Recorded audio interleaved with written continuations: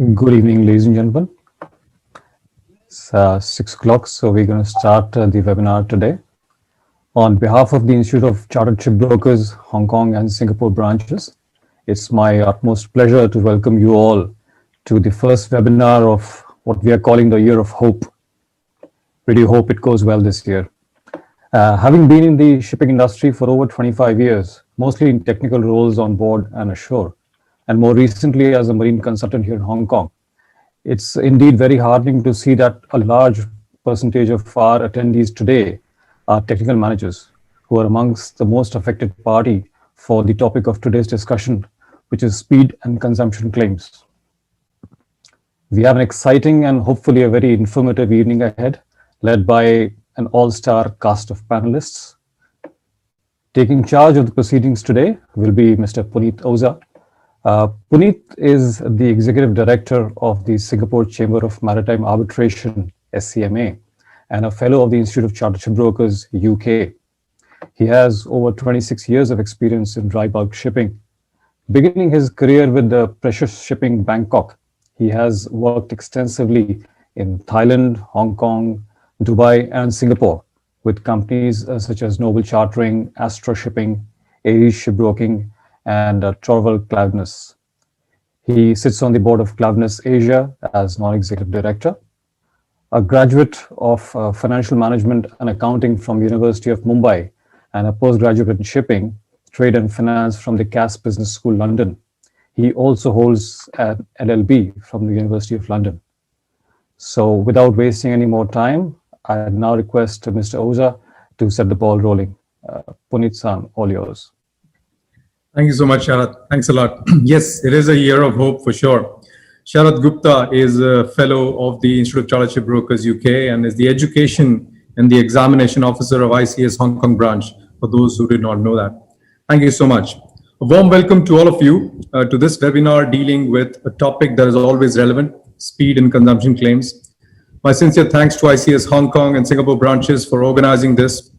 I'm really pleased to be a part of this event, being associated through both my positions, one being the Vice Chairman of the ICS Singapore branch, another being, of course, the Executive Director of SCMA.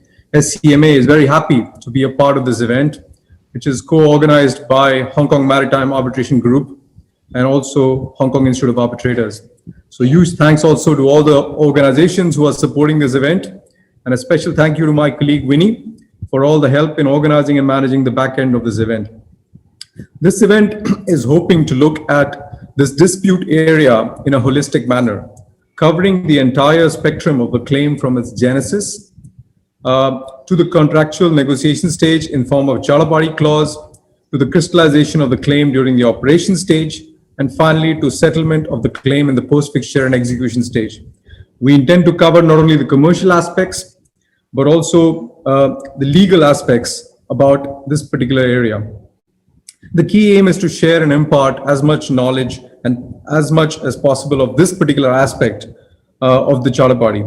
Though I must warn here, the topic is quite vast and obviously we may not be able to cover everything in a short span of time.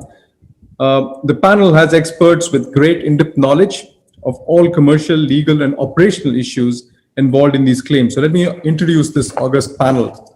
First up is Mr. Jagmeet Makkar, with almost 40 years diverse commercial and technical experience in shipping.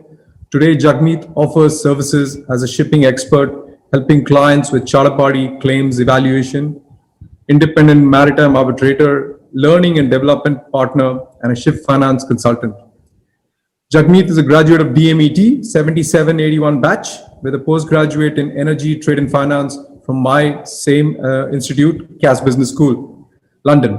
His last corporate position was co-head of freight and global head of shipping assets at Noble Chartering. He's the chairman of the Hong Kong branch of the Institute of Chartered Shipbrokers and chairman of Maritime and Logistics Arbitration in Hong Kong Center of International Commercial Arbitration. Jagmeet was awarded Exemplary Multifaceted Professional of the Year 2017 at the Sailor Today Awards. So welcome, Jagmeet, to this event. Next panelist is Mr. Arthur Bowring, who's presently an arbitrator and mediator and an advisor and consultant to the maritime and commercial industries. Arthur joins us actually from Netherlands. So welcome, Arthur, from Netherlands. Arthur has a broad shipping and commercial background, which includes several years at sea as a deck officer, working as a ship surveyor for Lloyd's Register, acting as an oil and dry cargo chartering and owning broker and freight trader for a major international trading house, handling marine insurance placing and claims and working as a consultant, and handling investigative work in claims and project management. He was the managing director of Hong Kong Shipowners Association for almost 20 years. Arthur is the president and full member of Hong Kong Maritime Arbitration Group and a full member of London Maritime Arbitrator Association and a fellow of ICS and several other professional institutions. Welcome, Arthur, to the event. Next panelist is Ms. Elaine Yukai. She is a freight trader with NG Energy Management Singapore. As a highly skilled shipping professional with 13 years of work experience in dry bulk industry, she has been working with NG, a listed global energy company, since 2015 and oversees the freight desk for Pacific. She used to be the operations manager with a well-known Danish shipowner DS Norden in their Shanghai, Copenhagen, and Singapore branches. Ms. Yu has been a part of the executive committee of ICS Singapore branch for over 10 years and is currently an ICS tutor as well. Holding a bachelor's degree in maritime law, she is a graduate in international arbitration from NUS as well. She is currently the member of SCMA, Singapore Institute of Arbitrators, LMA. Welcome, Elaine, to the event. The final panelist is Ms. Suyin Anand. A lawyer by training, Suyin was a maritime disputes litigator in Singapore and Hong Kong for 14 years before moving in-house, where she's currently the head of legal for a commercial arm of an Australian junior mining house. She has been actively involved with Hong Kong shipping industry for over 10 years. In addition to her legal experience, Suyin is passionate about mentorship, diversity, and inclusion, particularly in maritime industry. She drives thought leadership in these areas through her work with the young professionals in Shipping Network Hong Kong and also the Captain's Table, a maritime innovation pitch competition. She also sits on our local users council of SCMA. So welcome, Suyin, to the event. Thank you so much for helping out last minute. So as you can see, we have the perfect blend of both legal and commercial expertise to tackle this fascinatingly complex topic. Before I start, a few administrative issues. We welcome questions from the audience, which you can address to one or more panelists and post it through the Q&A tab at the bottom menu of your screen. We will endeavor to answer as many questions as possible live, but if not able to do so, we'll try and send the responses to the questionnaire by email. So let me start now by requesting Jagmeet to start off with a short presentation, setting out the main concepts and aspects of this topic, and then we can proceed to the panel discussion. So Jagmeet, the floor is all yours. Thank you, Punit, and thanks to all the organizers, co-organizers. What I'm going to do now is just give a little bit background on Institute of Chartered Shipbrokers. And this is, I think, one of the rare moments where both the branches, Hong Kong and Singapore, together, they thought about organizing this event. And in future, we are going to do more and more events where we put together our resources, knowledge, experience for the benefit of the industry. So I'll first take you through very quickly a bit about ICS. I think most of you know about Institute of Chartered Shipbrokers. It's a professional education provider and certification organization.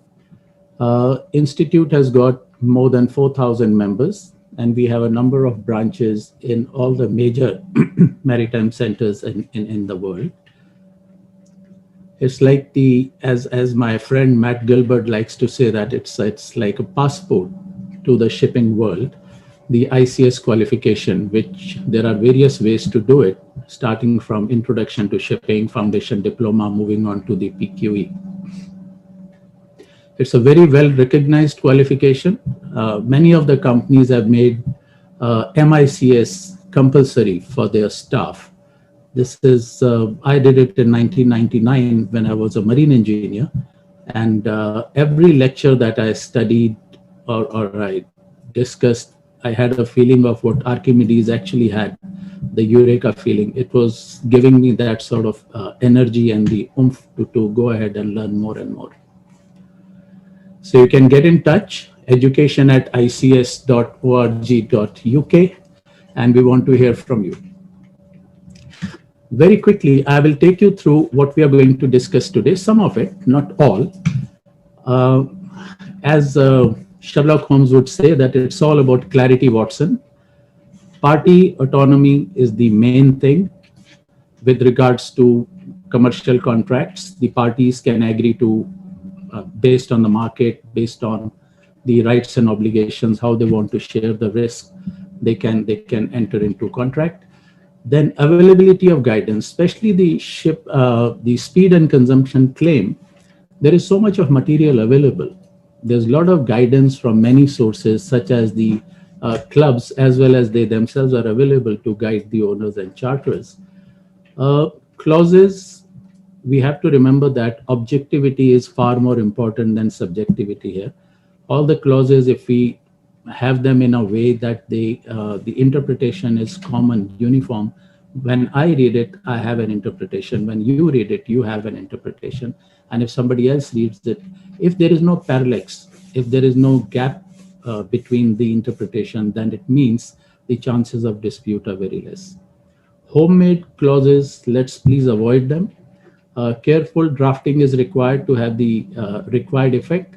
Otherwise, we may think we have taken all the action to protect our principal's interest, but we might find that there are a lot of problems that will start coming up later on when you don't want them to. Let me give you a sample restrictive clause. If you are a charterer, just imagine if you had this clause in your charter party. These figures are about and based on 7.6 meter draft, clean bottom, even keel, deep and currentless waters, calm sea, and maximum wind force buffered to Douglas 2, and maximum sea temperature 28-29 degrees.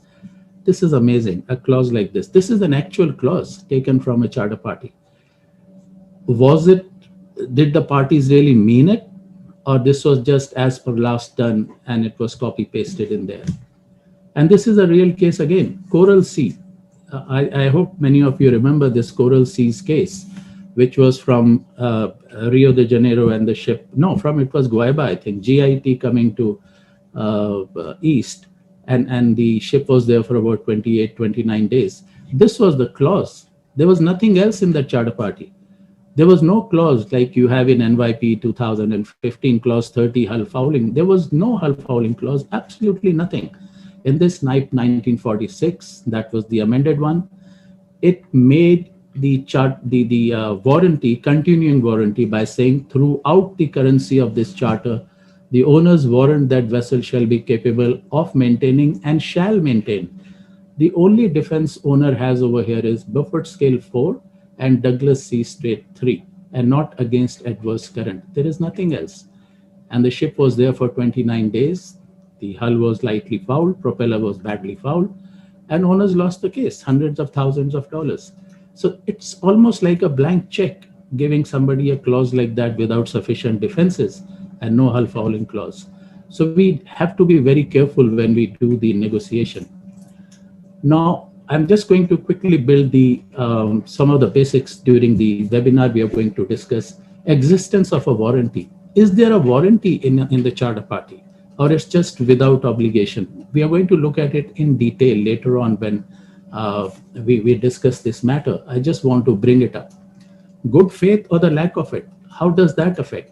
And can you prove that there was bad faith? How difficult it is, so we are going to look at that. Upon delivery or continuing warranty, qualification, condition, basically what we are talking here is the defense available. Good weather, is there mention of good weather in the warranty clause? Yes, no. If it is there, is it definitive? Is there any numeric numbers attached to it? Then what about current, swell? There are so many conflicting awards regarding this. We are going to see some of them later. So that clarity is so very important. Then the other clauses which can come to the defense of the ship owner, hull fouling clause, bunker quality clause, NIPE 2015, the bunker quality clause is pretty good. If you look at it, how it splits it. Then slow steaming are allowed to deviate. Obligations, now here the obligations, they extend not just the owner and the charterer, from owner directly to the holder of the bill of lading. It talks about unreasonable delays, and there could be issues over there. About or double about. Noon to noon. This is a very interesting case, Ocean Virgo. Don't try to put anything in the charter party which is not there. An arbitrator cannot say noon to noon 24 hours when it is not actually mentioned by the parties. So these are few things which are quite important. Then we are going to look at the evidence, quality of evidence. That is something very important. One of the questions we received during the registration talks about what all documents are required for an owner to fight the case. Number one is just quality evidence. Rest we will discuss later. Then discrediting the ship's log entries. Have to be extremely careful. If nothing is mentioned in the charter party that there is a binding evidence to be applied, then general tendency is to go to the look at the ship's logs, deck logs to look at the evidence, unless it is going to be discredited. Now let's quickly look at this. Because of this applying double benefit to the owner, you reduce the charter party speed by half a knot, and then you increase the consumption by 5%. It changes the whole game. I've just applied, assuming it's a clean hull, I've applied the propeller law. It basically turns to 15% benefit on the consumption you're giving. No, that's all fine. But if the parties have agreed to have double on the speed and double on the consumption, then who are we? We have to follow what the parties agree. At that time, no sophisticated mathematics or propeller law will come through. This is what the parties have agreed. To have double applied, we will apply the double. A bit of very difficult to read, but I'll just explain to you. On the left side, you will see a table. It's a voyage estimation calculation, which is the warranted speed and consumption. My freight rate comes to 8.4.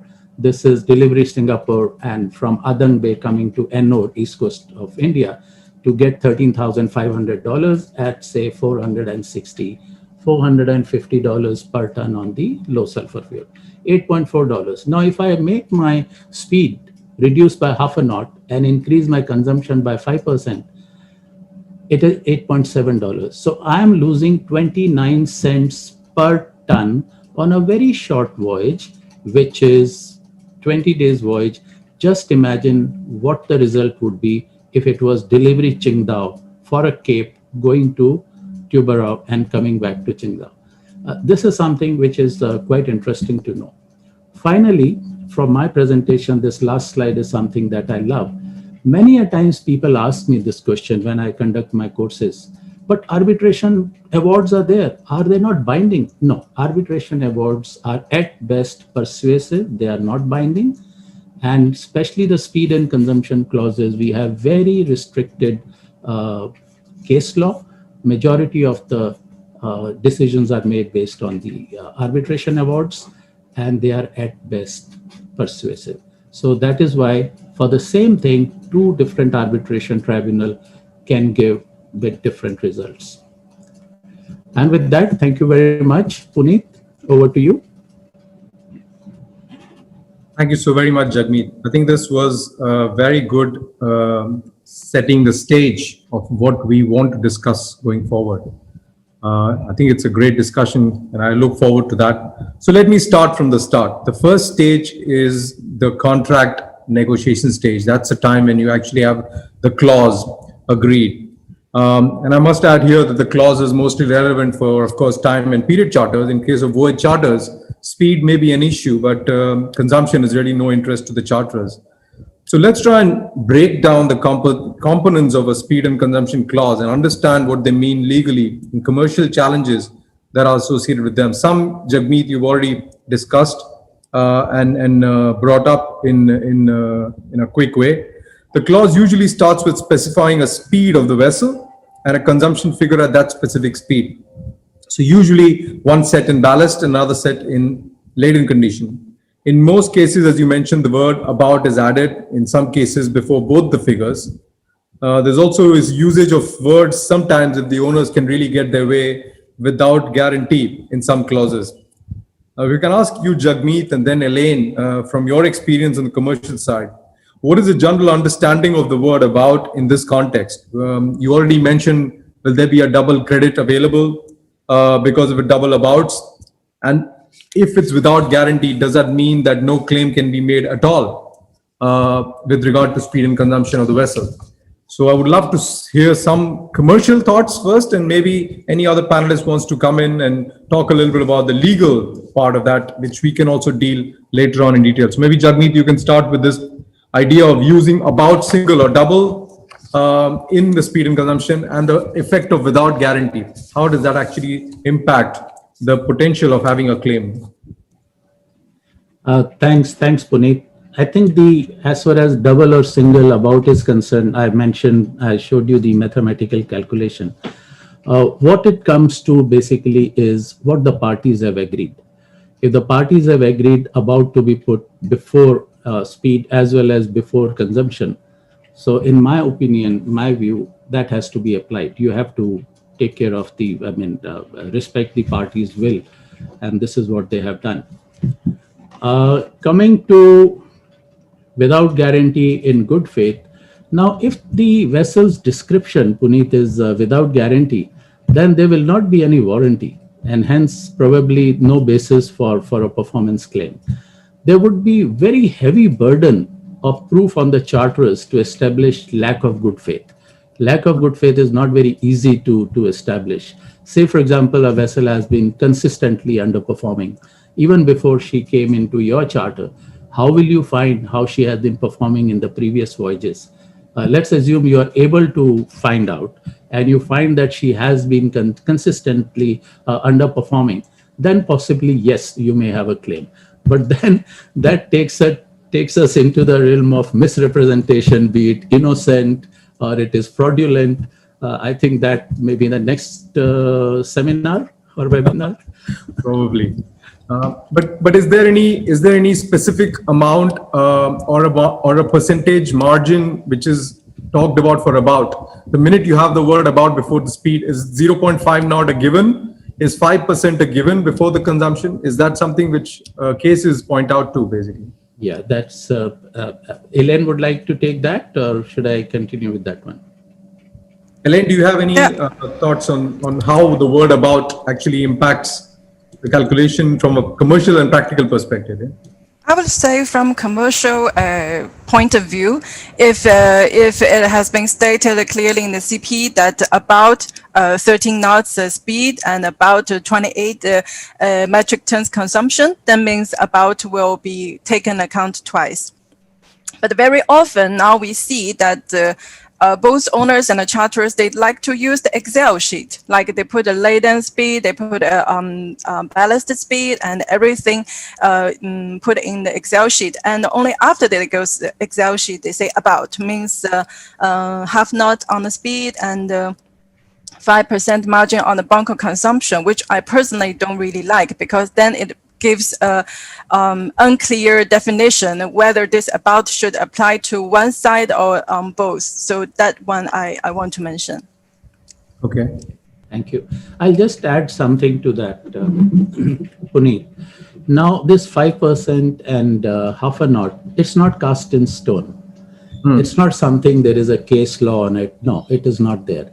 It's just a general understanding, and people are using it. The arbitrators are using it. But there are cases where 4% has been used on fuel consumption.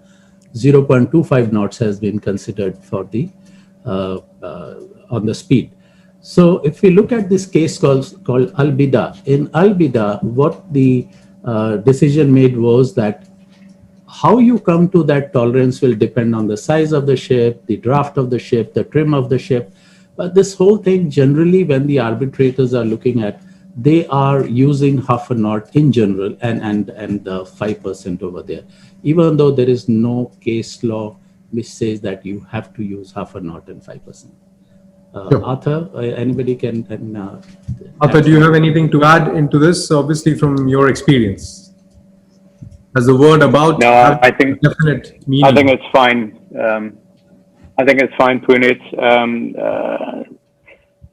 Jagmeet did give reference to the Albeda in the Court of Appeal, which I think is quite an important case on this, where it was decided that the court was not able to give a definitive rule on what the word about meant. And it is dependent on the ship's configuration, size, draft and trim, etc. So it's really something for the arbitrators to assess. And in fact, in the Albeda, it also mentions that the arbitrators don't have to give a reason for their assessment, but of course, it would probably be good practice for them to do so. Thank you. And obviously, this needless to add that it's better for the parties if they really want to clarify this, they have to make sure that they put it in the clause what they mean by this about. If they can clarify that, that will hopefully create a better and clearer clause going forward. Now, the next part of the clause, of course, is the warranty only applying in good weather conditions. So what does good weather actually mean? What kind of parameters are we talking to? If no mention of good weather is there, does it mean that basically the speed and consumption warranty applies on all conditions? And of course, there is this discussion on Beaufort Force and Douglas Sea State. And I think there is already a comment here from one of the attendees, a very esteemed one, on the use of the Douglas Sea State as an obsolete scale. So I would really like to get maybe Arthur to come in, because obviously this is something that he can comment on in terms of what is good weather all about. And then maybe from a commercial perspective, a little bit of, say, Elaine and Jagmeet coming in as well on that. Yeah. Arthur, maybe you want to start and comment on this? Well, just very quickly, Punit, what I'd just like to do, and I've already answered a question from Brian on this, is refer to Brian Williamson's excellent papers on the Douglas C scale. It is, I think, a comfort blanket that brokers like to use in order to put Douglas C scale in there. It's not necessary. The Douglas C scale does not have wave heights within it. And anybody who's done any research on this will see that it's actually not applicable. It's not being used properly, and seafarers are not trained in assessing weather conditions on Douglas C scale. So much better just to drop the Douglas thing. If anybody would like a copy of Brian's papers, I'm sure I can make them available, or even Brian himself. But it is something that's redundant and shouldn't be used anymore. On the good weather, of course, people do use Beaufort 4, which is fine. That is something that mariners are trained to assess and to actually log down in the deck log. So that should. Sure. And on the commercial practice side, Jagmeet, would like to add in what is normally seen in charter parties, and how can we be more clearer in charter parties in this regard? Yeah, Punit, I'm going to put on my naval architect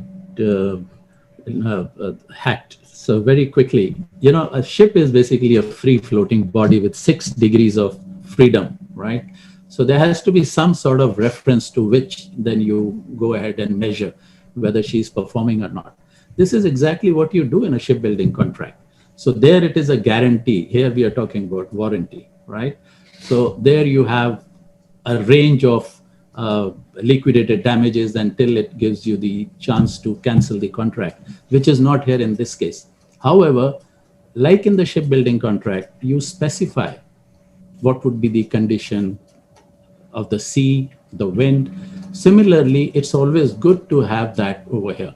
But then the law is going to look at it a bit differently. If you don't mention anything in your clause, you don't even mention good weather, then how it is going to be looked at by the people who are going to finally decide the case?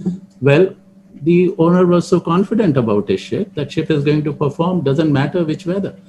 So then this good weather won't come in, and ship would be expected to perform come what may. And if you mention good weather, but you don't basically put the quantum in there, you don't put the numerics like the Beaufort scale 4, or I still would go ahead with Douglas Sea State for the time being and for this seminar, Or say, for example, you can have a significant wave height of 1.25, let's say, for example, or whatever the parties decide. If you don't have that, if you only put good weather, then the way things would be looked at by the people who are going to reconstruct that part would be, okay, Beaufort scale 4 and Douglas C straight 3. So that will come in. Current and swell may not come in if it is not specified by the parties. But if everything is mentioned, then perfectly fine. And the question that you said, how to avoid these are avoidable issues. I mean, what stops you from making a proper contract, proper clause, put good weather there, mention what is to be done, whether it is in terms of the speed, wind speed, it is swell or sea condition, etc., etc. All that can be done. Yeah. Right, but this is, of course, this brings you to exactly the same thing with regard to the question of how do you define them, because as a layman, you're not really used to these terms and conditions in a big way. But in terms of having a clause, maybe Elaine, do you want to add in as well? What is your experience from your time as an operations manager and even now in terms of what do you see in defined as good weather in your clauses? How do you see the ambiguity being resolved, for example? Generally, what we will put in the charter party for the definition of good weather will be max Beaufort 4, force 4, and the Douglas C scale 3 max with no adverse current and no influence of swell. That is the most commonly used wording. And sometimes during the commercial negotiation, we will see charterers always want to delete with no adverse current and no influence of swell. So to make the definition of good weather even wider.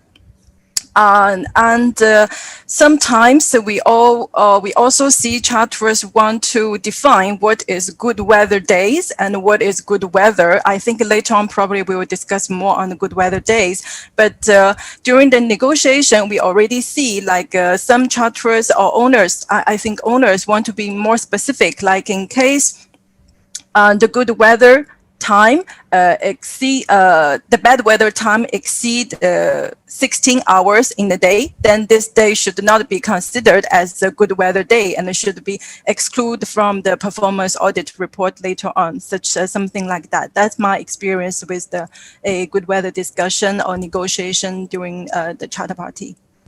It's always a balance, I agree, because it's between how much can you go into detail of this.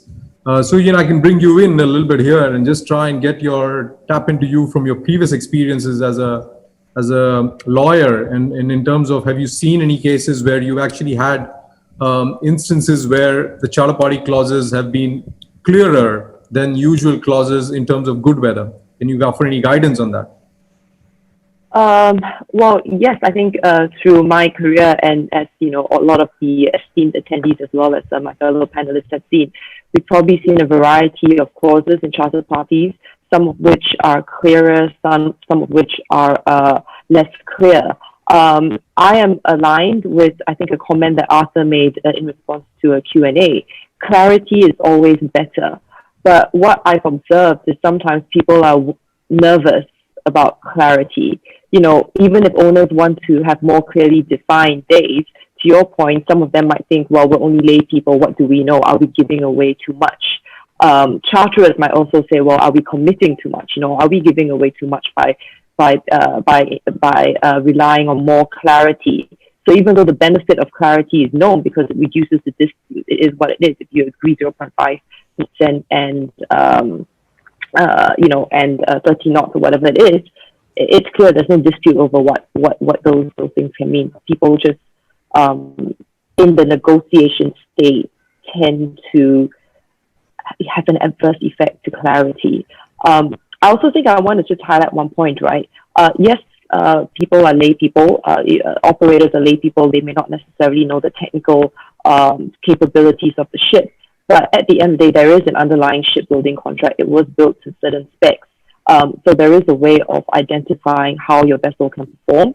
Do we want to refer back to that? Should owners be referring back to that when agreed speed and consumption clauses is one question.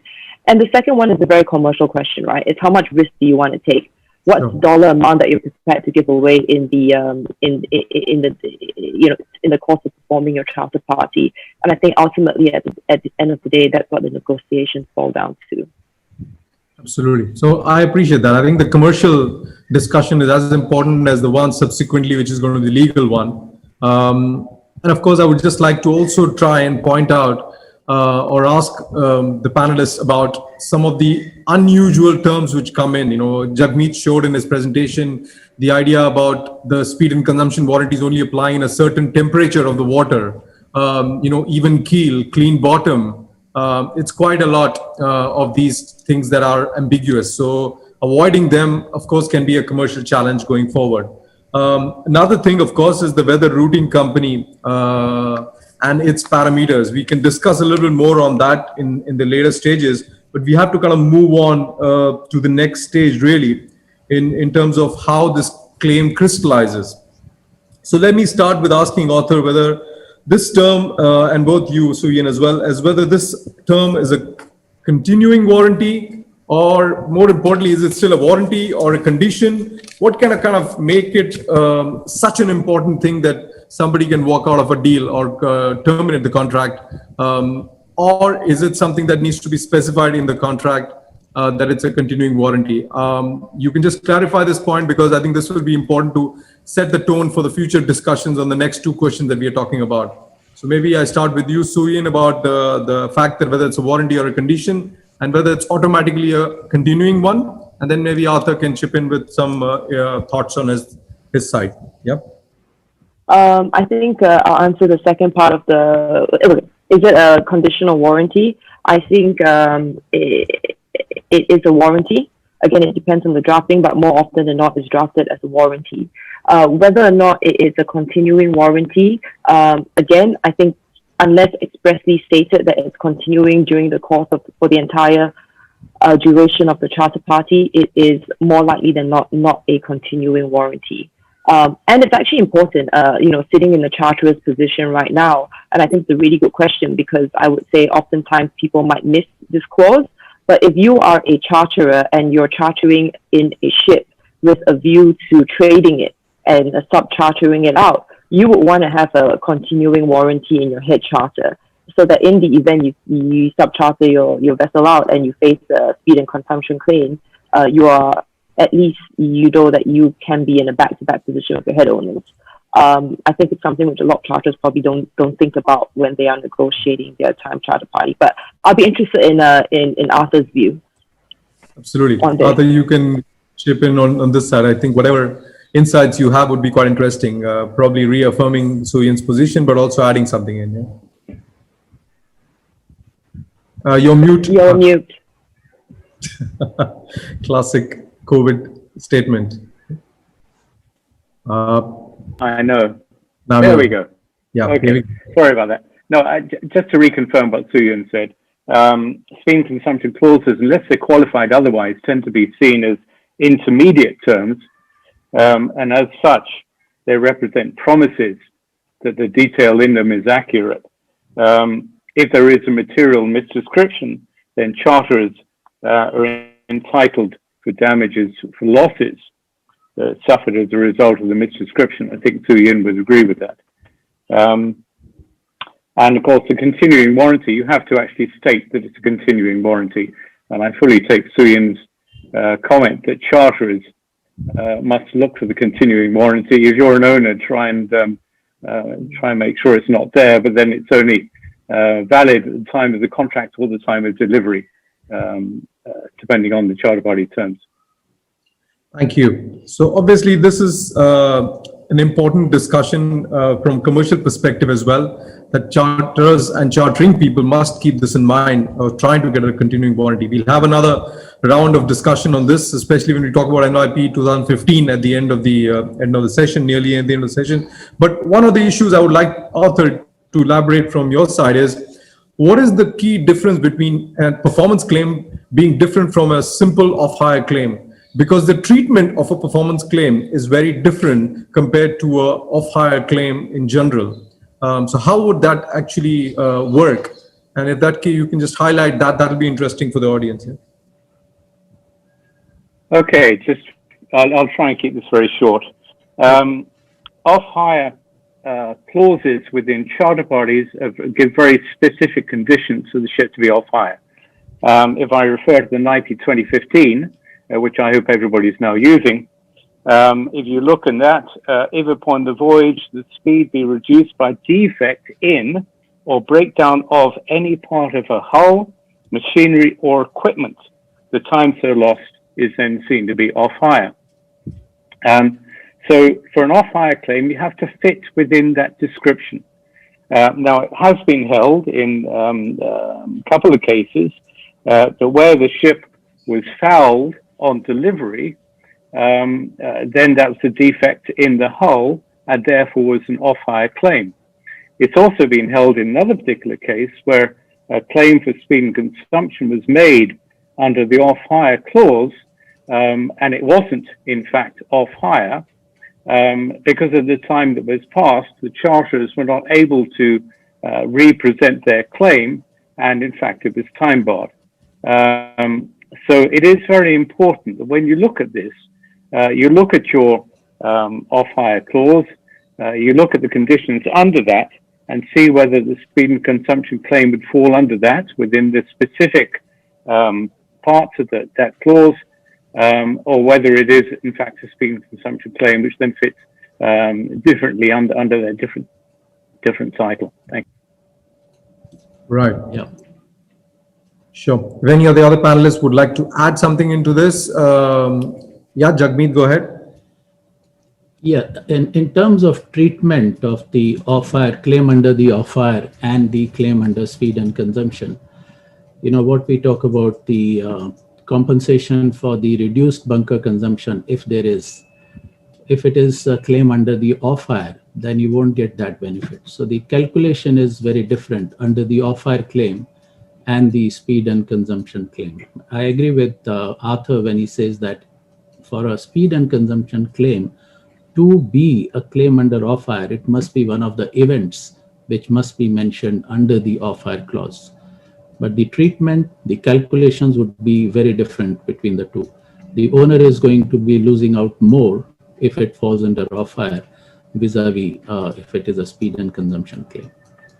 Sure. Thanks a lot. I would just like to tell the audience that I have seen a lot of questions, a couple of raising of hands. We will come back to you towards the end of the webinar. But continuing with this flow here, you mentioned a little bit about credit for the reduced consumption of bunkers, for example. So I just wanted to ask you, Jagmeet, and Arthur and Suyin as well, what is the legal position of netting of savings in bunkers or time against loss of time or excess bunkers consumed? So if you assume that you actually have time lost but bunkers saved, can the owner automatically net off one against the other in order to reduce that claim which the charterer is making? Or does he need to write a set of provision like this into the charter party clause? Is it an automatic right or does it need to be written in? That's the question. I have seen some of the clauses where it is very clearly mentioned, but I may be wrong on this one, but I would like Arthur and Suyin's opinion on this. In terms of equity, in terms of being fair, I think it is English law. I'm not 100% sure, but I would wait for that. In terms of equity and fairness, if you're claiming against someone that he has used more number of days, but because of having the ship going at a little bit less speed, because you know that consumption is reducing parabolically compared to the speed. Sure. So there is a possibility owner will save bunkers on that. So that credit should go to the owners. But it's always good to mention it clearly in the clause if you intend to do that. Right. So Ian, go ahead. So I believe that I do agree with Jagmeet that as a matter of equity, to give the set-off, that's the right thing to do. But I also believe that there is case law on this point, which says that the owners can set off the bunker under consumption against a claim for damages. So credit can be given for the under consumption.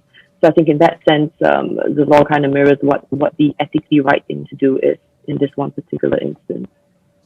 Okay. Arthur? I agree. I'm not going to expand on this. We don't have too much time, but I agree with Suyan's comments.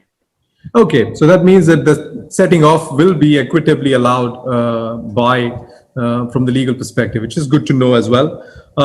One area which is hugely and a vast topic is the weather routing companies and their role. I know we are not having that much time on our hand to deal with it in substantial way, but what is it? Normally, a normal commercial clause, if the charterer really has his way, he will push it through and says whether routing companies' findings will be binding on both parties. What kind of conflicting evidence that can the owner then present, or opposing evidence that the owner can present? What value does the vessel's deck logs have in this case? What will the actual value of vessel's deck logs be in case the charter party clause says that the weather routing company's findings are binding? How is it in practical terms? That I would like to hear from Jagmeet and Elaine. And what is it in terms of legal terms? What kind of defenses does the owner actually have if he is presented with a claim over and above using the deck logs and maybe something else? And there again, Arthur and Suyin can come in. So maybe a practical commercial thing first about weather routing companies and their performance data from Elaine and Jagmeet, and then Arthur, Suyin about the legal part of it. Elaine, do you want to start? Talk Yes. a little bit about the weather routing company, how practical it is to use the data, and how do you find this as both as an owner and charter? You have been on both sides of the fence, right? Yeah, I think it is quite common now for charterers to appoint the weather routing companies to provide a guided route for the ship and also to monitor the performance of the ship. While later on, if charterers want to put up the claim against owners against underperformance, and also they will rely on the weather routing report. But the owners can always rely on the deck logs, and they can also argue whether the weather routing reports is an independent weather bureau report. So in that case, have to go back to the CP agreement, what has been agreed, that what should be the final binding evidence in case there is an underperformance. As far as I know, now the courts and the tribunals tend to use the vessel deck logs as the final binding evidence in case there is no clear agreement in the CP, because the mariners are the one who is actually on the ship and can really monitor the actual conditions of the weather at that point, while the weather routing company, their data were collected basically from the weather buoys and from the satellite. So sometimes the buoys might not really can monitor the exact position, weather condition, where the ship, the precise location is. So that is my point of view.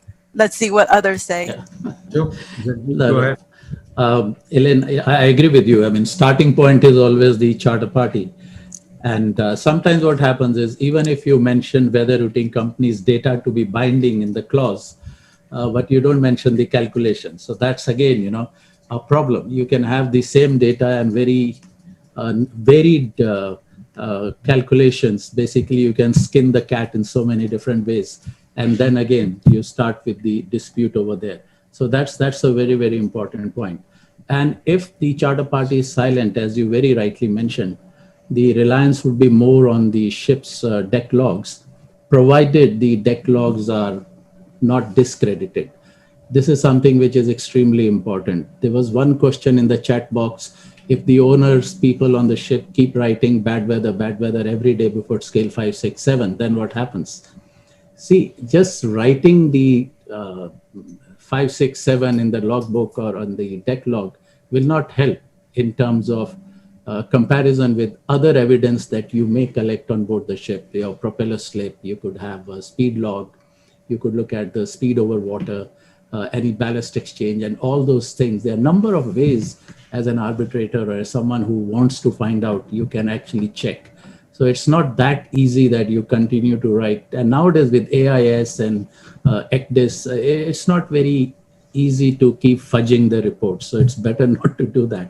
So if that is good and there is no discredit, and the CP is silent, then yes, the approach would be to give due credit to the deck logs, not deck abstracts. Please, let's keep that very, very clear in mind, because the weather is recorded every 4 hours. Speed is recorded after every 2 hours. So when you look at the abstract, you get average noon to noon, whereas the deck logs will give you good information and you can very clearly monitor how the weather has been.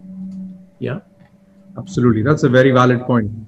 So Arthur and Suyin, elaborating on this and also trying to encapsulate a little bit more of any other defenses that the owner might have if he's presented with a claim. That can be quite interesting for the audience to understand. What defenses does the owner actually have if he's presented with a claim other than just saying the deck logs and what we've just discussed? Any other defenses? So the two that immediately come to mind if I were an owner would be I'd start questioning the quality of bunkers that have been supplied by the charterist to the ship. And secondly, if she's been trading around for a while, bottom fouling, which is just a natural consequence of following charterist orders. So these could be two additional defenses available to the owners. And I just want to pick up just one point that Jagmeet mentioned. Fudging of the weather report aside, sometimes, and I was just having a discussion with the P&I Club claims handler before this presentation, sometimes the weather routing companies just get the clauses wrong and put in the wrong parameters and make calculations based off the wrong parameters. Now, that is may not necessarily be fudging. It could just be taking a previous report that they prepared for another vessel and just changing the calculations around. So, that's the other thing to do, is to actually read the weather report instead of just the conclusions, to really be satisfied that the report is accurate. Sure. Can I add to that, Punit? This is very interesting point. This is exactly the case of Ocean Virgo was. You see, what happened in that case, if the arbitrator has to look at the which days or which periods are good weather or which are not good weather, then up to that stage, what was being done before that? Did the owner check the report which was submitted by the weather routing companies through the charterer? A number of periods were found they were not complying with the defenses which were there in the charter party clause. So that is something to remember. And then, of course, different ways of calculating and number of ways the mistakes can be made. That's something we have to keep in mind. Yeah. Absolutely. Yeah. Please allow me to add one comment on top of that as well, because it's generally a common practice that we have the wording vessel entitled to use more diesel oil at the narrow, shallow, busy water area, canals, in and out of ports, and engine starting, stopping, right? We always have this. And sometimes we do see, like when weather routing companies, when they do the audit report, they don't automatically exclude these shipping time, especially talking about, take example of the Yangtze River in China.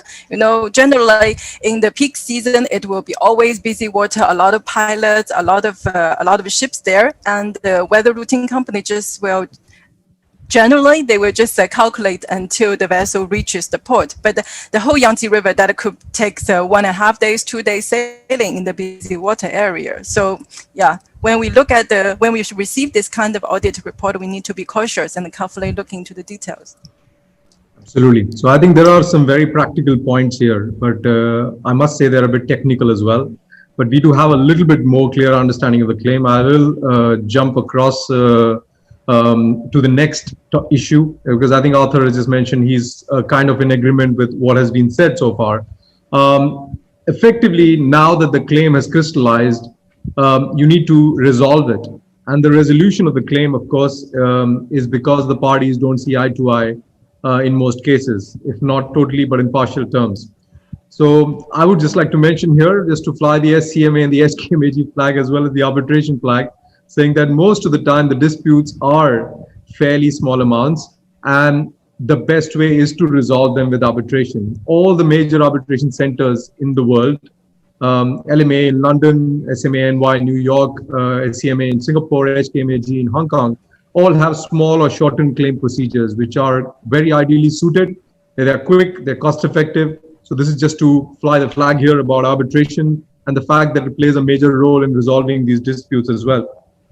Not surprisingly, a lot of times parties settle the claim and split it one way or the other. And we still have had a few disputes which go further out, who have not got the settlement through. They go to the arbitration and in some cases even all the way to the courts. So if I can just request Suyin, Arthur, and then Jagmeet to also talk a little bit about how do arbitrators look at these cases from their experiences? Are they willing to imply terms and concepts? We talked a little bit about it earlier, but do they give benefit of the doubt to owners or charterers in some cases? Are they willing to actually differentiate cases and facts? How do they actually deal with issues like that? It would be interesting to just quickly glance through the cases. And I think with Arthur's, Jagmeet's and Suyin's experience, it'll be good for us to take a quick journey through the awards and what arbitrators' views on these performance claims have been in past. So maybe Suyin, I can request you to start with a very brief discussion on this, please. I'm going to be cheeky and I'm going to deflect this one to Arthur so he can get a chance to speak on the earlier question. Plus, when it comes to arbitration, he really has a lot more experience than me as an arbitrator, so I'll be interested in his views as well. There you go, Arthur. The floor is yours. Thank you, Punit. Just very quickly, I'm not sure I'd agree with your comment that arbitrators would take more the owner's side or the charterer's side. Arbitrators will look at the clause, they will look at the claim, they will look at the submissions, and they'll make their decision on that. There are a large number of legal decisions. There's a large number of arbitrations. There are a large number of papers that have been written on speed and consumption claims. And anybody who does a small amount of research will find these. P&I clubs have advised on speed and consumption claims and on the latest decisions we've seen on them. So quite honestly, there is a lot of information out there. There's a lot of suggested clauses or ways to deal with the various issues that have arisen. I see we have a large number of people watching this webinar. Please go back and look at your P&I club advice and information. And when you're looking at the clauses again and looking at your charter party, please try and incorporate these suggestions within that charter party. One particular thing, and I'm going to raise this again because it actually upsets me a little bit, where Douglas C. State is put in charter parties, it doesn't mean anything. Douglas C. State does not give wave heights. It is not a scale of wave heights. Please drop this. It doesn't mean anything at all. It really doesn't need to be there. There's a large number of other issues that come up in speed and consumption clauses. Read the information, take advice from the P&I clubs, and you'll come up with clauses which can be understood and dealt with by both owners and charterers. Yep. Thank you, Arthur. Very practical, very useful. Jagmeet, you want to end this discussion? Yeah, I'll be very, very quick on that. I think I agree 100% with Arthur. The arbitrators definitely would start with the CP clause and what is written in the charter party, and also try and gauge if something is not very clearly written, what the intention of the parties has been. Just to use something which is going to be implied because it is written in time charters, Pamphilios or somebody, that's not going to work. So one example, again, same example I'll come back to you, is the Ocean Virgo. I mean, in that case, there was in the charter party, it was not mentioned that good weather day is defined as noon to noon of 24 hours. And matter was in an arbitration, that is how it was decided. It went up to High Court and then it came back to the arbitrator. It was sent back that you cannot put in something which is not there. So that implying things in the charter party, of course, if it is a statutory implying things like you have the Unfair Contract Terms Act, and if you have the Sales of Goods Act, that's a different matter depending on the contract law. that is applying to a contract. But otherwise, if something is not there in a particular clause, I don't think it would be put inside by us, by the arbitrators. Perfect. So thank you very much. I think this is a very practical discussion in terms of how the arbitrators will look at this particular claim based on some cases. As Arthur mentioned, I think the P&I Club's advice is crucial and should be looked at by most of the chartering people before they try and word a clause or negotiate a clause. As we come closer to the end of this webinar, a few aspects, practical and developing, need to be discussed. So if I can ask Arthur to share what will be the impact of the recent Sea Cargo Charter on these clauses and these claims going forward. I think it's a very recent development, and Arthur, if you can just shed some light on that, that will be quite useful for the practitioners going forward. Yeah. Okay, I shall try and be brief on this, Punit. The Sea Cargo Charter, it's been lauded with much fanfare and support as a very positive initiative that obligates charterers to measure and reduce greenhouse gas emissions. Signatory charterers have the obligation then to align their chartering activities with responsible management of the environmental impact. Now, charterers then calculate total greenhouse gas emissions and greenhouse gas emission intensity of their chartering activities, and then assess their climate alignments by comparing their greenhouse gas emission intensity against what have been established decarbonisation trajectories. The calculation of these trajectories, by the way, is seriously flawed, but that's something else. Sure. But the main point is that the carbon intensity is CO2 emitted divided by cargo carried multiplied by distance travelled.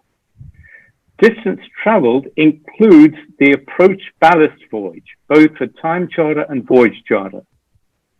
A shorter ballast voyage therefore results in better calculated intensity because you're not carrying cargo, making ships with short ballast voyages more attractive to the charterer than ships with longer ballast voyages. And the difference, by the way, you can't pay it off because money doesn't affect the measured greenhouse gas intensity. So the more efficient the ships, the better the charterer's greenhouse gas intensity.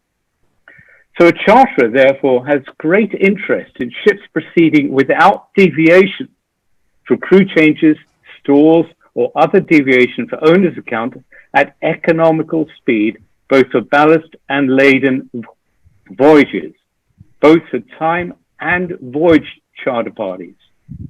Charterers will therefore likely want to give steaming orders for ships on voyage charter as well as time charter.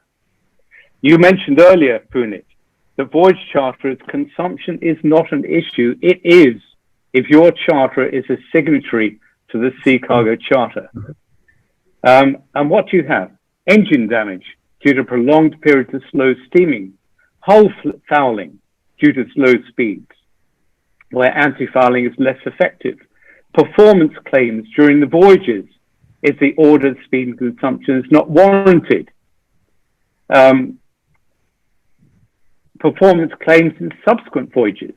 Do owners share in the benefit of bunkers saved and to be compensated for additional time on a voyage charter party? The intertanker clause allows this.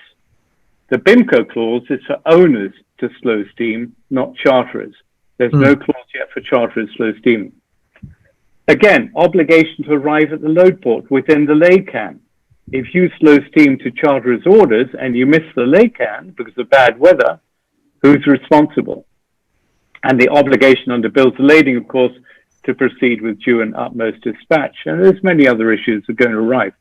So I see this as being another route. I mentioned earlier that, quite honestly, there should be no doubt about steam consumption claims because we've got the clauses. We know how they've been decided. But this Sea Cargo Charter, to my mind, will bring more claims, will bring more uncertainty until we can develop the proper clauses to be able to cope with greenhouse gas emission intensity calculations that the charterers are going to want to calculate. What they calculate, by the way, is compared against the emission trajectory And as we saw with the Poseidon principles recently, if you're above the trajectory, you're kind of, oh gosh, you didn't do very well, did you? Only 3 people were below the trajectory. So Charter is going to be under a lot of pressure to make sure that they actually meet the numbers. It's something I want to raise, and I think it's something we all need to think about very carefully, charterers and owners, as to how these different things are going to be dealt with. Thank you, Punit. Thank you so much. But does this mean that the charterers, as they try to fulfill their obligation under the Sea Cargo Charter, will put a greater pressure on the ship owners to actually perform in a certain manner, which they may or may not be able to do? And there needs to be a specific clause in the charter party looking at this particular issue going forward. Absolutely. That is the issue.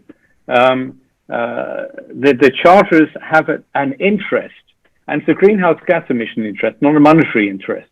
Yes. So it can't be offset by compensation. They have a greenhouse gas emission incentive to have the ship operating at the most efficient way possible for both ballast and laden voyages. So yes, absolutely. Absolutely. If any other panelists have any comments on this, otherwise I'll just move on to the second last topic. Yeah, Jagmeet, you have a comment. Just very quickly. I think initially, like every time, we will have the teething problems. We'll have that gestation period, but after a certain time, everything will fall back into equilibrium. We will have the clauses. We will have maybe 2-tier market or 3-tier market, 1 tier of market, catering to only such charterers who are signatories to the Sea Cargo Charter. I think over a period of time, we'll get there. Absolutely. But just awareness is crucial. And that's really important. Yeah. And that's really good that Rother raises this point. The second last point rather is about the NYP 2015. Now, the latest time charter body is the NYP 2015. I would just like to see that it has a much more comprehensive clause in terms of speed and consumption claim, the clause number 12, which deals with not just the actual measurement or the claim itself, but also maybe a resolution mechanism in there. Is there a complete clause? Is there a clause which can be used in its entirety? Does it need to be amended? What kind of changes do we see? Some practical guidelines from all the panelists would be quite interesting. Have you used it? Have you seen any cases with regard to it? Maybe I start with you, Jagmeet, and then move on to Arthur, Suyin, and Elaine. Yeah. Punit, I am very fond of NYP 2015. And what Arthur had mentioned that, oh, it must be now widely used. No, Arthur, it is not. It's the least widely used charter party form. We are still having 1946, where the main body is disfigured like nobody's business. All the lines, most of the lines are cut off, and you have like 100 rider clauses with that. Why I like NYP 2015 is very, very clear. I mean, it has taken into account all the contemporary practices. They have looked at all the full stops and commas and the words based on the case law developed for the last so many years, and all those things in terms of giving a uniform interpretation. I actually like this CP a lot, except for that extension of cancelling. I don't know why it has gone missing. This is something which is extremely important to remember, that NYP 2015 does not have extension of cancelling clause, which must be put back in. With regards to the speed and consumption clause, I would say that it only talks about the Buffett scale, talks about Douglas Sea State, that should go out. We must have the wave height over there. There is no mention about the adverse current and favorable current. Since we did not discuss about currents during the webinar, let me just quickly tell you that we should also have the favorable as well as adverse current in that clause, and the swell, and how you deal with it. What is the process of dealing with it? And also preferably to put the definition of about in terms of half a knot or 5% or whatever. Just bring as much clarity as Sherlock Holmes told right in the beginning of the webinar. Right. Thank you, Jagmeet. NYP 2015, your experiences, Elaine, on this, when you've been negotiating, have you actually had any experiences of dealing with NYP 2015 clauses on speed and consumption? I would say fairly speaking, this clause has been comprehensively drafted. So if I don't do shipping, I see this clause is a totally fair clause and I would like to use it. But as an owner, since it provides the continuing warranty of the performance of ships, so I would be more cautious before agreeing to use the NIBE 2015. From a commercial point of view, I also would like to give in not really advice, but I would like to share what I think is, I see a lot of owners now, they after take a delivery of the new building, they re-let out immediately on long-term charter, and all the performance data they have is basis the trial shipment. That actually leave out a potential risk for them for the underperformance claim later on in case the ship outperformed or underperformed. So it will be prudent for owners in case they do not have enough historic performance data of the ship to add on one additional wording about the performance review clause, like after 1 year or after 6 months, to review the performance of the ship with the charterers together and see if there is any need to alter the guaranteed speed, especially those with the guaranteed speed and consumption. So maybe it will affect the higher rate, but the high rate is always negotiable. So that is my finding of the clause when we use it. Okay, all right. Arthur, your thoughts on the NYP 2015, maybe any cases you come across dealing with this clause. Is this more clearer? Does it need to have any additions or changes added in? No, I haven't. As Jagmeet said, people are still working off the old versions of the Charter Party rather than new ones. Heavily amended old versions of the Charter Party. Just two things on the NIP 2015. If you're an owner, the fact that currents are not mentioned means that there's no allowance for currents, either adverse or favorable. An owner would like adverse currents to be excluded and no mention of favorable currents, in which case then it's only adverse currents that are taken into account, not favorable. But in fact, the clause as it stands has no mention of currents, as Jagmeet said. Secondly, the clause as it stands has no mention of the word about. The speed consumption refers to Appendix A, and Appendix A is just listing the speed and consumption with no reference to the word about. An owner would want to put that back in, I'm sure. Just a couple of comments on that, but otherwise the clause is very comprehensive and has a lot of information on resolving speed and consumption claims, which is very.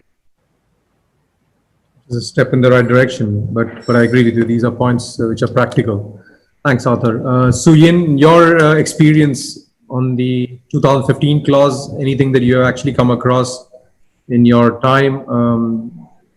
I must admit that, again, I don't have that much experience with the 2015 clause.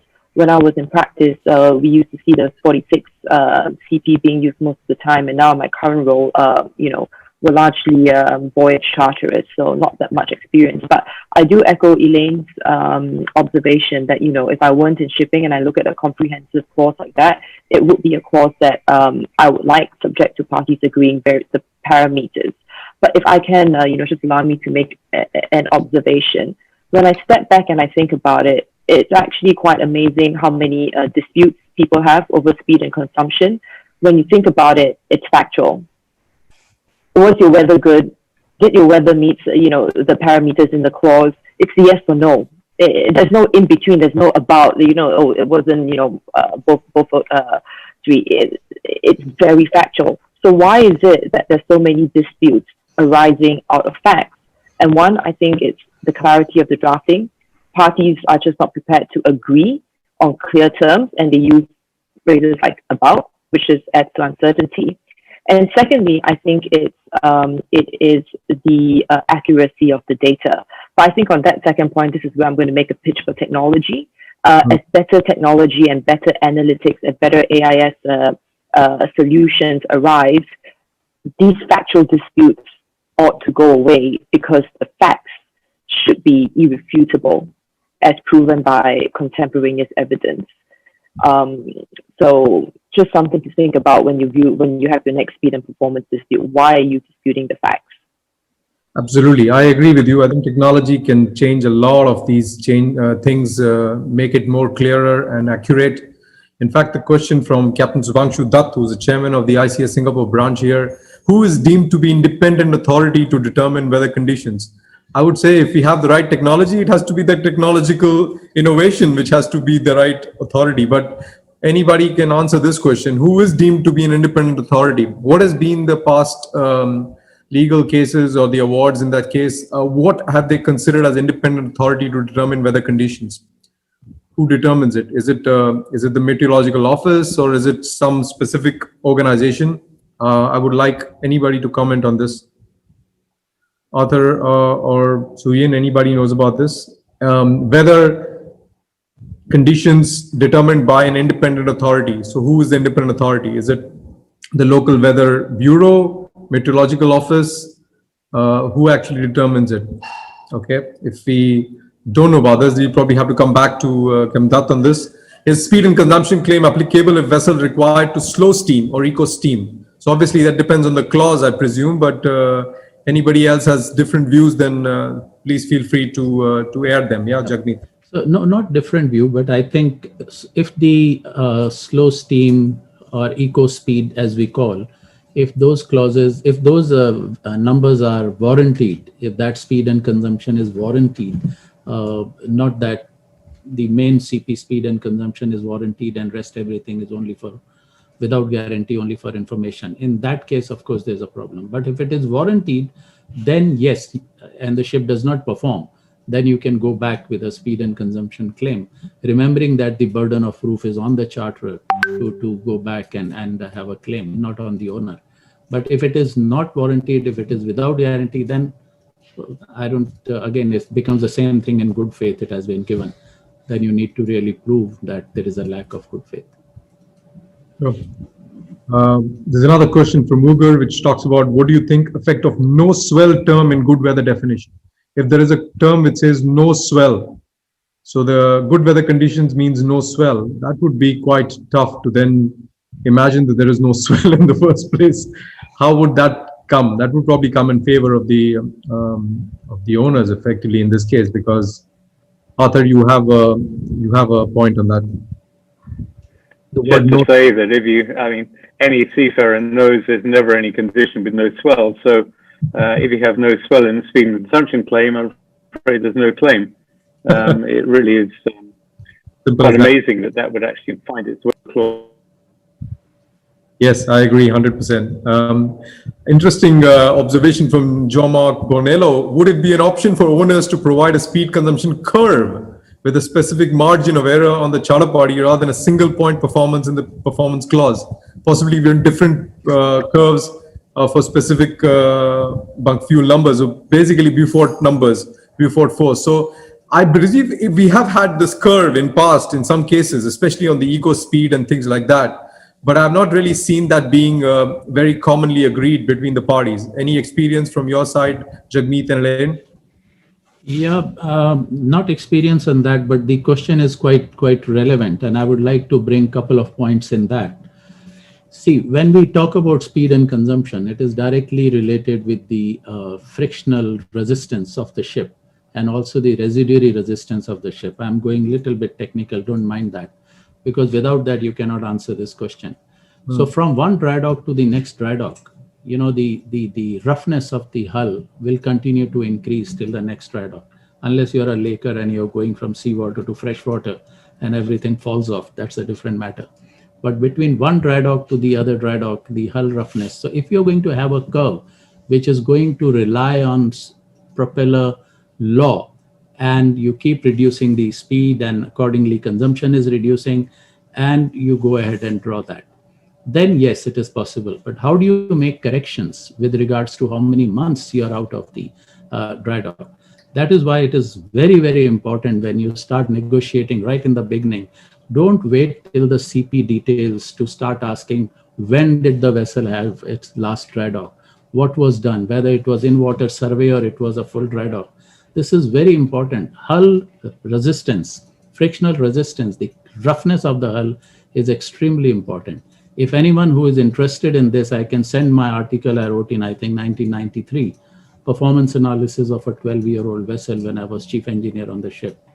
Between dry dock to dry dock, how the entire hull frictional resistance changes. I think that is extremely important. It's not an easy thing to do for all the ships. Just have a curve and put a point. Okay, this is the speed, this is the consumption. It's not easy to do like that. Right. Elaine, any experience of yours with a curve of speed consumption in your past positions in Norden as well as in NG? Yeah, we before always used the speed consumption curve to evaluate the vessel performance, but I would say that's only good for reference. So it won't be really practical to attach this curve with a performance claim, because there's always some variance that could be caused by the wrong input on the deck log, or it could be the severe weather suddenly. What I often see is that sometimes they would, but it could give you good indication of the average speed, like what the ship actually can do. So yeah, but honestly, I don't really think the speed consumption curve will be quite practical when we talk when we have a speed consumption claim. No. Right. Interesting. Well, there's obviously a question as to how much the owners wish to share, and it is obviously a commercial discussion. But if it becomes a more easy, and again, I think SUI and technology can make a big difference here. If we can actually see a lot more technology and clarity in terms of sharing of data, I think people will eventually start moving in that direction. There's a question from Mr. Anil Arora. The challenge for owners, operators is what speed consumption to put in the charter party, especially for new buildings. These figures are to be based on warranted figures as per shipbuilding contracts, which are themselves similar, vague weather conditions, etc. And they are only warranted for ballast and fully laden at NCR conditions. And then, of course, we have to go on guesstimates. So I think, Jagmeet, you had answered this question earlier, and Elaine, you also had answered this question in terms of the fact that you have to maybe have a charter party clause which allows you to calculate the speed consumptions after a month maybe, or some time, and then maybe reevaluate the higher rate as well. Have you had any experience with these kind of clauses where you had to reevaluate the performance of the vessel after a few months of performing from the yard, and then reevaluate the hire as well? How do you do that? How easy is it? How practical is it? It is practical if the duration is shorter. Say, for example, for the next 3 months or 6 months, if you're going to evaluate, then it does make sense. And there are a lot of things you have to have in that formula. You have to have the minimum duration of the voyage, and it has to be calculated very properly. Take out all the exception days, and accordingly you put the speed that you've got and the consumption in that formula, and you adjust your charter hire. It is possible to do it, but you have to be very careful and have a system in place to do it. Right. Elaine, your experience is the same, that you actually do have these clauses, but you have to be very careful in how you actually word them, and clarity is super important. Yeah. Yeah, actually, we do have these clauses, especially for the long-term time charter out. And we generally have, for the new building, we generally have 2 types of clause, either 6 months after delivery or after 6 complete voyages, like a ballast plus the laden. Because when we do the trial shipment, it's only ballast.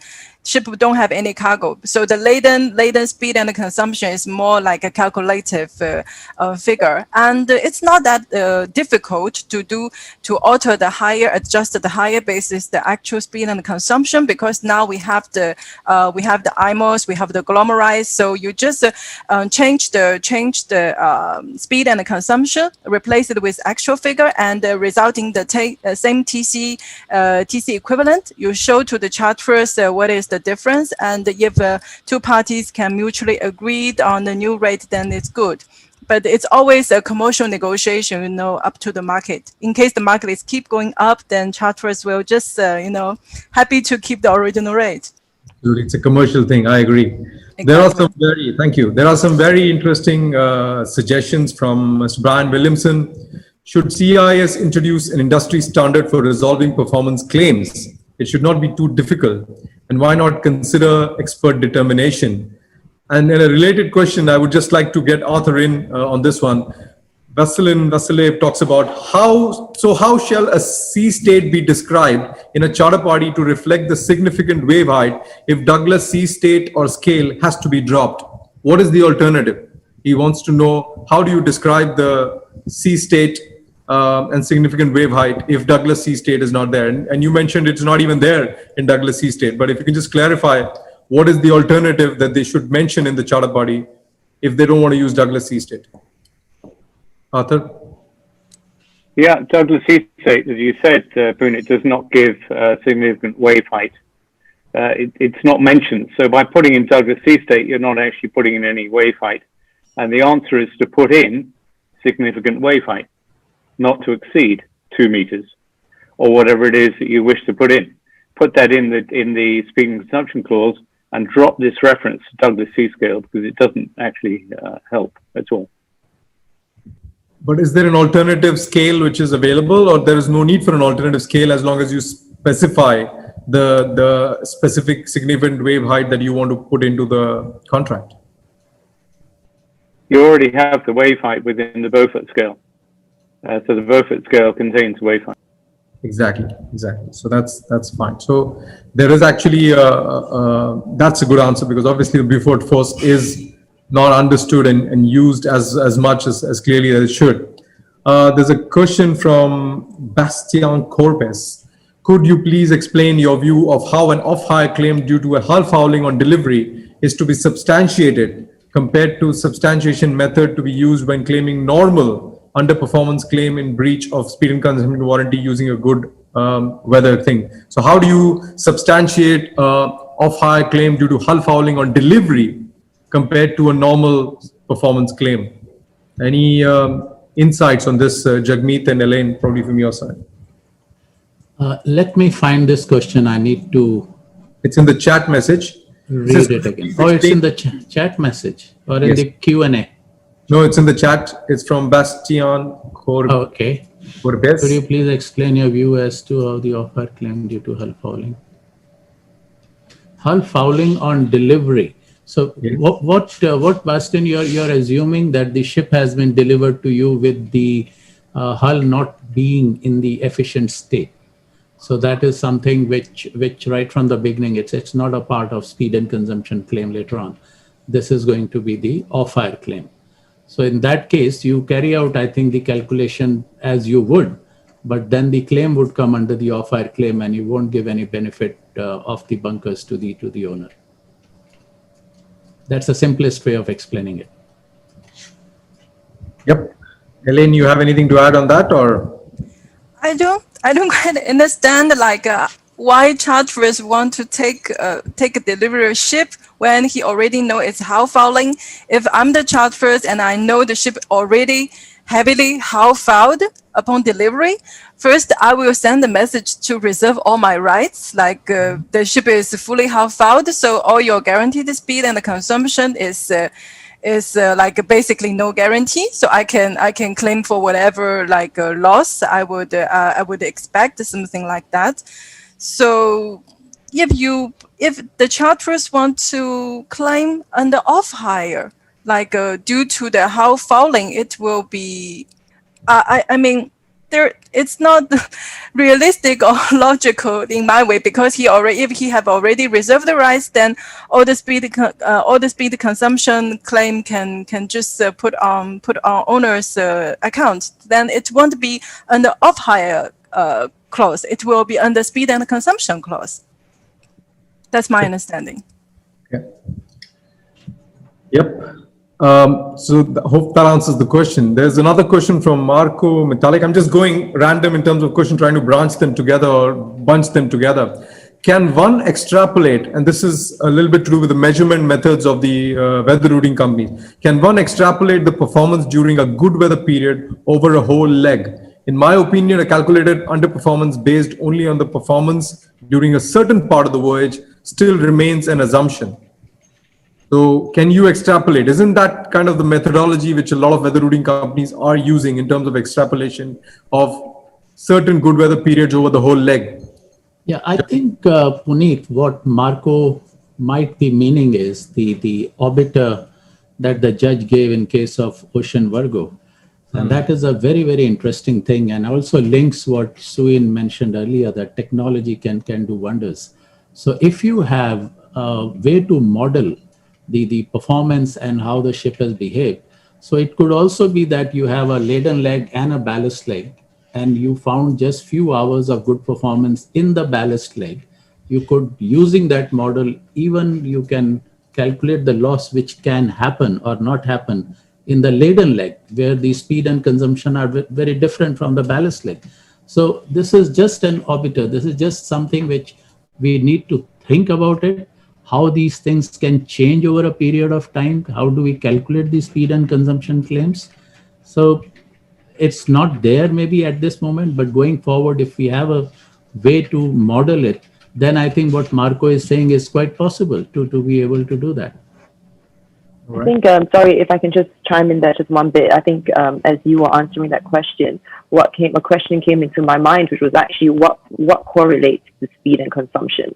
Our clauses assume that it's sea state, it's wave height, it's weather conditions, but are those truly correlations when ships are getting more technologically advanced, and or do we need to relook at actually what truly impacts speed and consumption these days? I mean, we've not gone on to discuss alternative fuels even, right?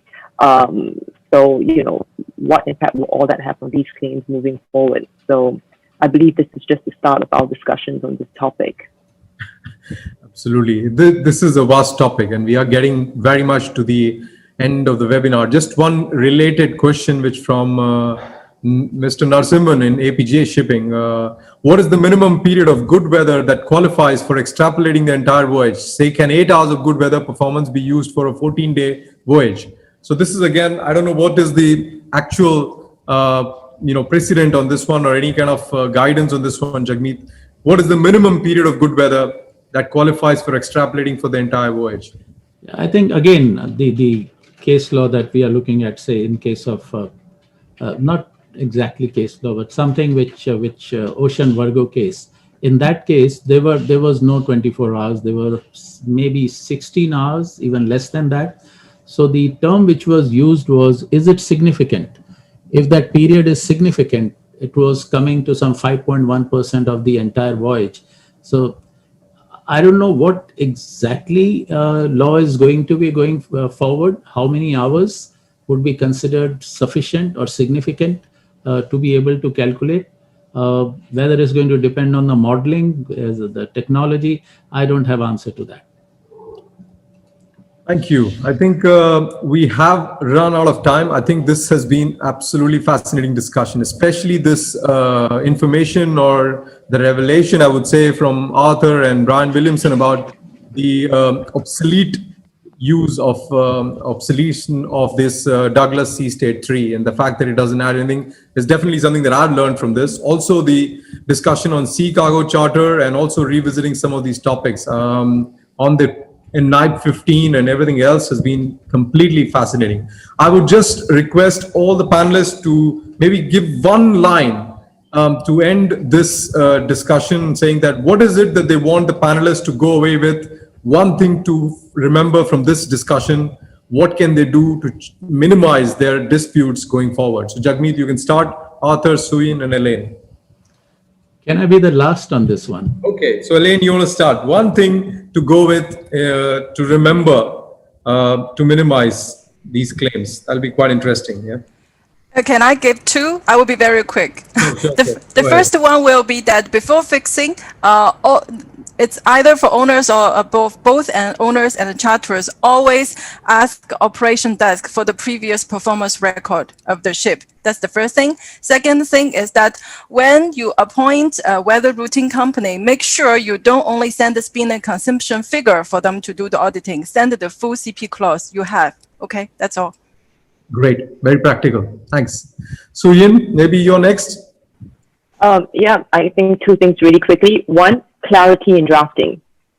Be clear on your expectations, both on the owner side and charterer side, and have that difficult negotiation. Second one, read your weather routing report to make sure it accurately reflects the clauses, and then take the negotiations from there. Perfect. Yep. Arthur, your insights, sir. Yeah, I'll have two things as well. The first thing is something we see in arbitrations a lot: documentation. Make sure you keep the documentation and make sure it's accurate, make sure it's truthful, make sure it actually describes what it's supposed to describe. We see so many arbitrations fail because of lack of documentation, or even false, fraudulent documentation, which really kills the case. And the second thing is, when you're looking at this, talk to your P&I clubs. They've got so much information about speed and complaints, about recaps of the recent cases. It doesn't take, they've really laid it out very well, and it's very easy to read through and to really get some incredibly good guidance from. Okay, thanks. Thank you, Arthur. Jagmeet, you're on now. So Punit, you know why I said I want to be the last one. They have covered everything. So anyway, let me just say that you reap what you sow. Yeah. Yep. The seed is the CP clause. That's the seed. And it's difficult to always have a clause that is ideal for both the parties. However, minimizing the uncertainties and having a somewhat uniform interpretation may reduce the probability of disputes, loss of management time, as well as money and relationships. I think this is extremely important to remember. The clarity right from the beginning, information, as Arthur said, it's all there. Just that we are in too much hurry. Fix, and some more fix. Leave everything onto the operation manager's desk to clean the dash. That's what happens. Thank you so much. And we will try and come back to you with the questions separately to the ones who have asked the questions, to hopefully come back to you with some answers. But this has been an absolutely fascinating webinar for me. I have learned many things myself, and I hope all of you have done the same thing. And I would just like to thank all the panelists. You guys have been really, really good, frank, and very, very fluid in terms of your interpretation and your views. So thank you so much. And I'll hand it back to Sharad. Thank you so much. Thanks a lot. Sharad, all yours. Thank you, Punit. Thank you, all the panelists. It's taken a lot of effort and time of yours. It's really appreciated. I mean, we had more than 300 participants at one point of time and a load of questions. So I think that's made your day, I hope. We have to thank Vinny Chu from SCMA for all the technical support she has provided.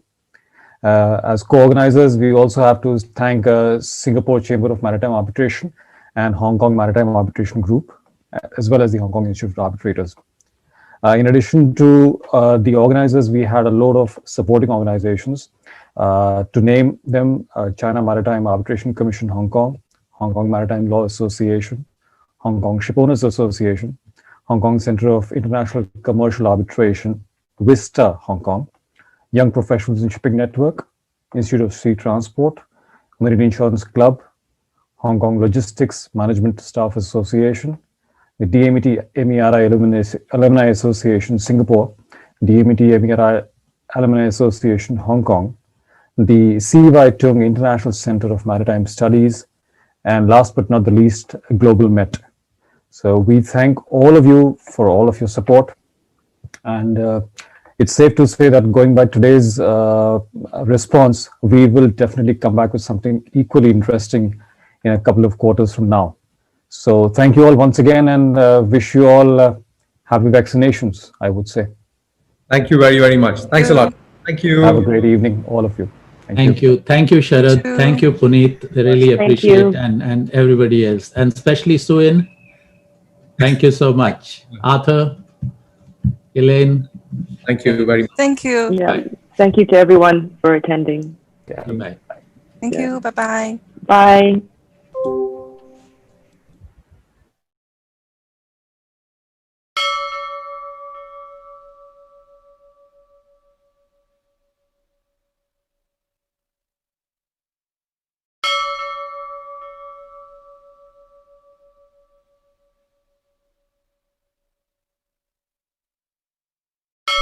Thanks for watching. See you next time. Bye for now.